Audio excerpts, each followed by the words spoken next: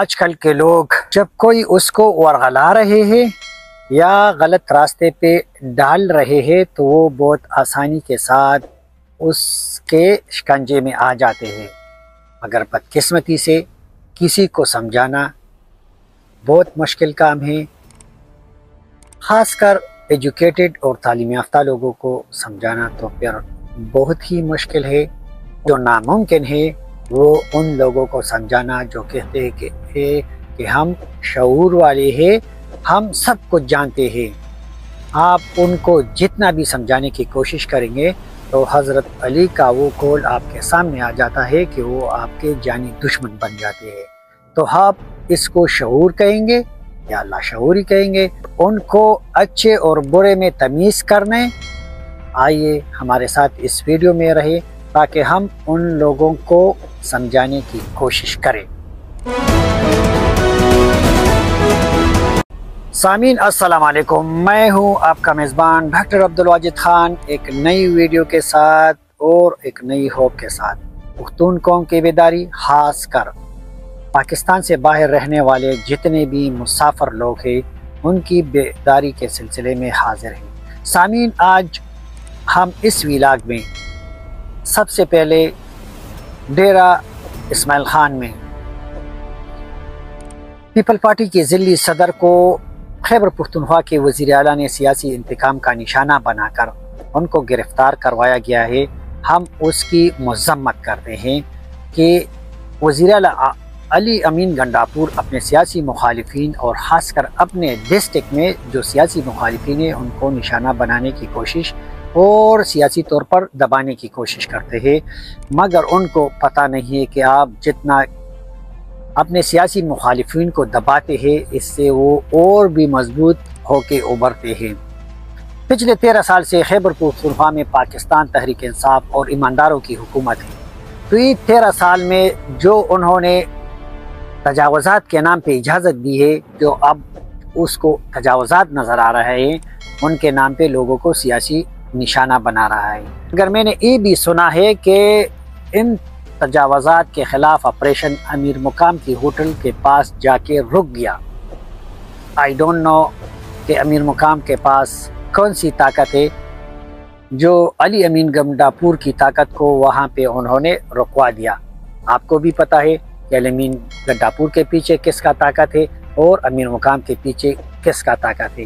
وہ طاقت والے بدقسمتی سے باشعور لوگوں کو نظر نہیں آتے ہیں، مگر وہ اسٹیبلشمنٹ ہے جو علی امین گنڈاپور کے پیچھے بھی کھڑی ہے اور دوسری طرف امیر مقام کے پیچھے بھی کھڑی ہے۔ آئے دوستو، ہم ویلاگ کے اہم پوائنٹ کی طرف آتے ہیں۔ آج میں نے عمران ریاض کو سنا، وہ اپنے ایک ویلاگ میں پاکستان تحریک انصاف کے ورکروں کو ورغلا رہے ہیں۔ فرسٹ آف آل ان کے پاس انفارمیشن کہاں سے آتا ہے؟ وہ تو خود یہاں پہ بگوڑا ہے، یو کے میں بیٹھا ہے، تو ان کو کون انفارمیشن دیتا ہے کہ انہوں نے اپنے آپ سے نام نہاد صحافی، جرنل فیس کا فیضیاب صحافی تھا، یہ جتنے بھی بگوڑے جرنلسٹ ہیں جو انہوں نے ملک چھوڑا ہے، جو اپنے آپ کو ٹھکر کا کہتے تھے، اگر آپ ٹھکر کے لوگ ہوتے تو آپ بگوڑا نہ بنتے، آپ وہاں کھڑے ہو کے ڈٹ کے مقابلہ کرتے، تو پھر ہم مان لیتے کہ بے شک آپ ٹھکر کے صحافی ہو۔ آئیے سب سے پہلے ان کی ویڈیو سن لیتے، پھر اس کا پوسٹ مارٹم کرتے۔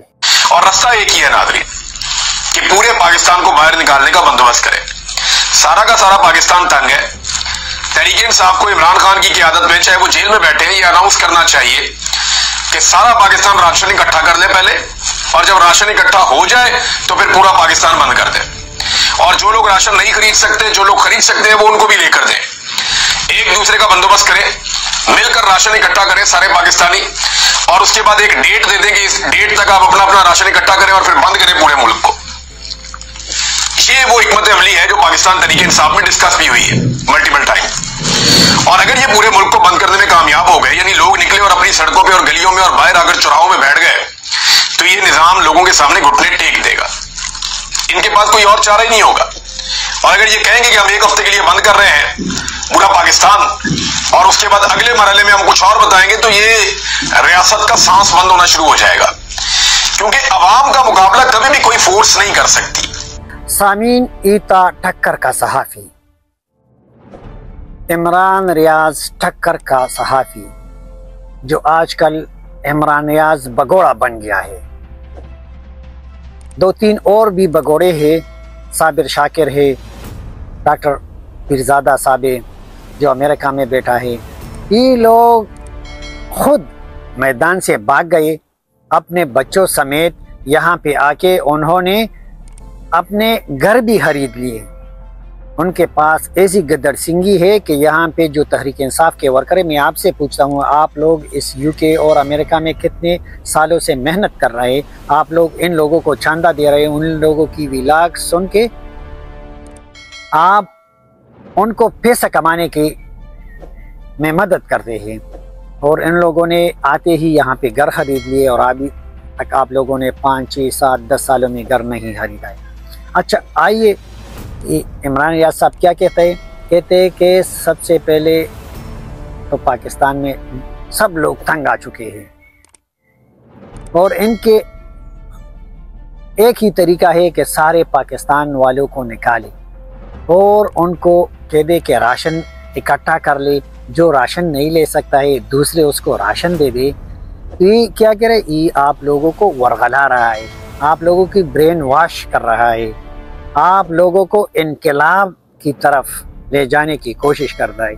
आप लोगों को अमेरिका और यूरोपीय ममालिक जो उनका एक ही निशाना है और वो है पाकिस्तान का एटम बम। इसराइल और यूरोपीय ममालिक बशमूल अमेरिका, उनका एक ही टारगेट है, वो है पाकिस्तान का एटमी पावर कि किसी तरह इसको डीरेल किया जाए, इसको किसी तरह पाकिस्तान से वापस लेके, ताकि आपके मुल्क में अफरा तफरी है, ये किसी जिहादी तंजीमों या किसी और के पास चला जाएगा, आप इसका कंट्रोल नहीं कर सकते। तो ये अफरा तफरी के लिए इसलिए फंडिंग भी कर रहे हैं और इस सोशल मीडिया पे ज़्यादातर इन ही आवाज़ों को, यानी पाकिस्तान तहरीक इंसाफ के जितने भी बयानिए हैं उनको बढ़ा चढ़ा के आप लोगों के सामने लाते हैं। जिस तरह उन्होंने खलीज ममालिक में किया है, वहाँ भी आवाम को अपने हुक्मरानों के ख़िलाफ़ इसी तरह वरगलाया। कर्नल कज़ाफ़ी की मिसाल आपके सामने है। कर्नल कज़ाफ़ी ख़ुद खेमे में रहता था मगर अपने आवाम को बेहतरीन सहूलियात देता था। उन्होंने वहाँ पे जो शादी करना चाहता था तो उनको घर, पैसे, सब कुछ उनको मिल जाता था। उनके पास तेल की दौलत थी और मालामाल हुकूमत थी।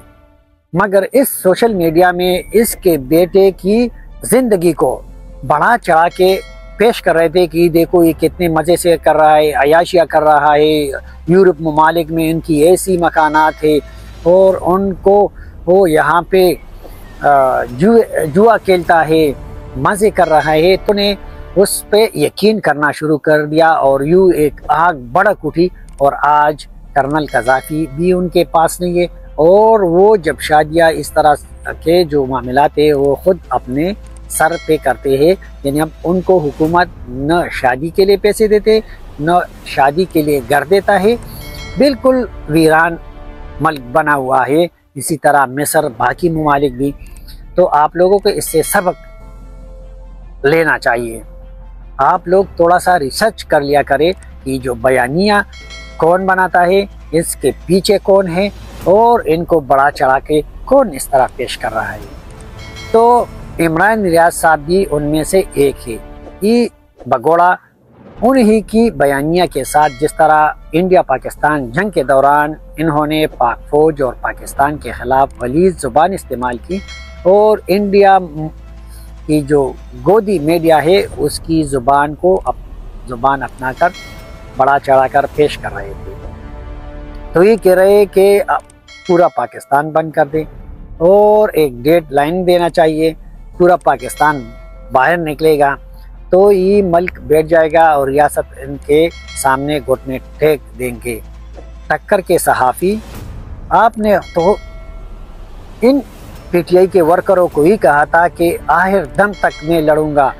आपको पहली मर्तबा ठक्कर का सहाफ़ी मिला।